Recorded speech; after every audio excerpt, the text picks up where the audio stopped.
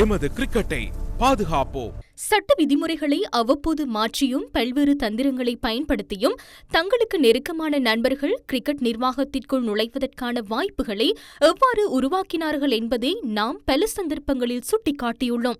நீண்ட காலமாக இவ்வாறு வந்த இந்த நண்பர்கள் கும்பல் தங்களுக்கு தேவையான முறையில் கிரிக்கெட் நிர்வாகத்தை நடத்தியதன் இறுதி முடிவாக கடந்த 10 ஆண்டுகளில் ஒரு ICC தொடரிலேனும் காலிறுதிப் போட்டிக்கு தகுதி பெற இலங்கை அணியால் முடியாமற் போனது.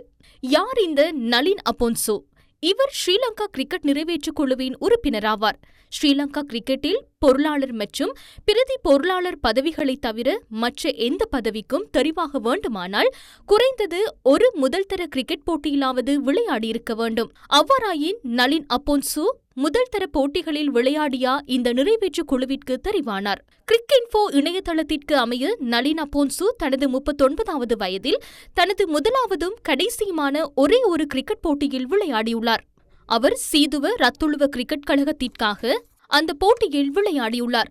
இடது கை துடுப்பாட்டக்காரர் மற்றும் வலது கை சுழற்பந்து வீச்சாளர் என குறிப்பிடப்பட்டிருந்தாலும் அந்த போட்டியில் அவர் ஒரு பந்து கூட வீசவில்லை.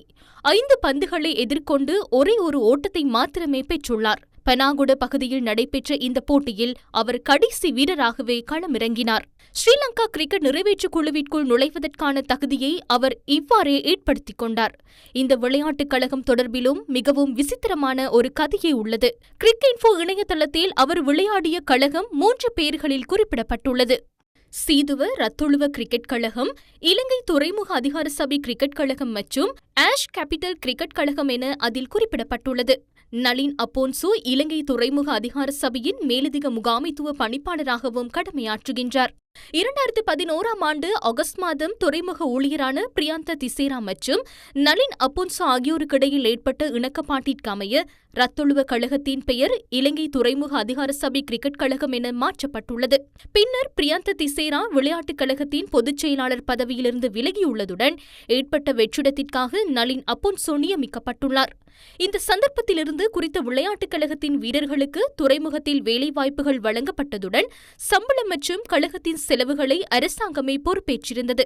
இந்த விளையாட்டுக் கழகம் துறைமுக அதிகார சபையின் கீழ் வந்து அடுத்த வருடம் மார்ச் 16ஆம் திகதி நளின் அப்போன்சோ தனது ஒரே ஒரு போட்டியில் விளையாடியிருந்தார். துறைமுகத்துடன் தொடர்புடைய பல்வேறு நிறுவனங்களிடமிருந்து மில்லியன் கணக்கில் அனுசரணை பெற்ற இந்த கழகத்தின் பெயர் 2020 செப்டம்பர் 9 முதல் ஆஷ் கேபிட்டல் என மாற்றப்பட்டது. இலங்கை துறைமுகங்கள் அதிகார சபை கிரிக்கெட் கழகம் ஏற்கனவே ஸ்ரீலங்கா கிரிக்கெட்டில் பதிவு செய்யப்பட்டிருந்ததால் அங்கிருந்தும் ஆண்டுதோறும் நிதியுதவிகளை பெற தகுதி பெற்றிருந்தது.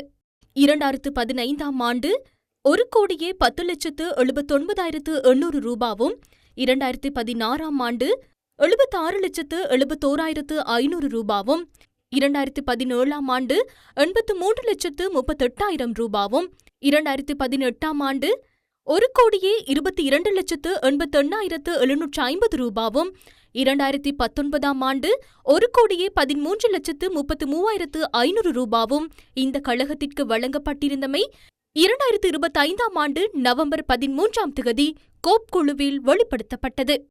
ඒ ක්ලබ් එක දැන් වෙන කෙනෙක් අතේ නේ තියෙන්නේ. දැන් මේ මැනේජ්මන්ට් දැන් කවුද ඒකේ කමිටි එක? ඒ කමිටි එකේ හිටපු අර මේ කන්ස්ටිටියුෂන් එකේ තියෙන 15ක් වරාය අධිකාරී වැඩ කරපු අය කවුරු හරි එතන ඒ වෙනකොට මේ මැනේජ්මන්ට් කමිටි එකේ හිටපු අය දැන් ඉන්නවද අතන? ඔව් එතන ඉන්නවා. මම ඉන්නවා. ප්‍රියන්ත තිසේර මේ ක්ලබ් එක අයිති මේ ක්ලබ් එක බාර දුන්න එක්කෙනා ඉන්නවා. කීප දෙනෙක් ඉන්නවා. වරාය අධිකාරිය දැන් නම් වෙනස් වෙලා නේද යාලගේ?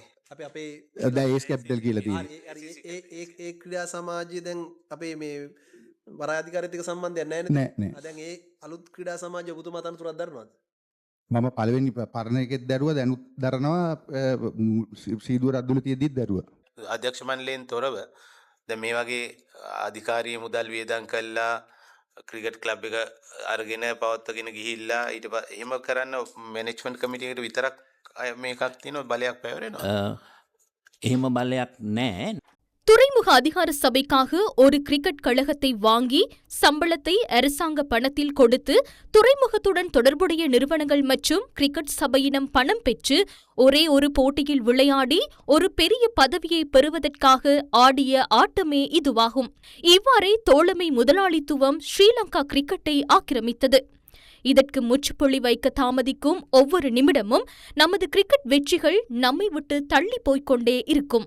கிரிக்கெட் நிர்வாகிகள் என்ற வகையில் உங்களுக்கு மக்களுடன் இருந்த உடன்படிக்கை இப்போது முடிந்துவிட்டது. நீங்கள் மக்களுக்கு துரோகம் இழைத்து விட்டீர்கள். நீங்கள் செய்தவை உங்களை துரத்தி வரும்.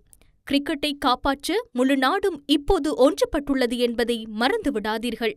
தாம் நிர்வகிக்கும் நிறுவனத்தின் நோக்கங்களை ஏனும் நிறைவேற்ற முடியாமற் போன 10 வருடங்களுக்கு மேல் எமது கிரிக்கெட்டை பாதாளத்திற்கு தள்ளிய இந்த கும்பலுக்கு எதிராக சட்டம் எப்போது நடைமுறைப்படுத்தப்படவுள்ளது?